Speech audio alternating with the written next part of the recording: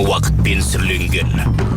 Химайт ағам өте сыйлы қонақтарға берілген. Бұны мынау ағайын туыстардың арасында өкпелеп жүрген туысқандарды татуластыру мақсатында ұсынады. Дәуірлер қазанында қайнаған.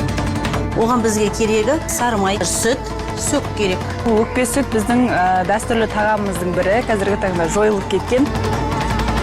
Көне рецепттер. Бұл біздің көшпенді халықтың тұрмысына тән.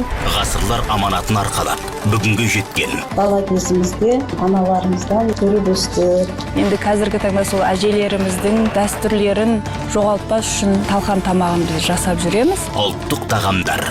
Ең бірінші сол ертеден келе жатқан құндылығымыз, біз соны сақтап қалуымыз керек деп ойлаймын. Дала дәмі.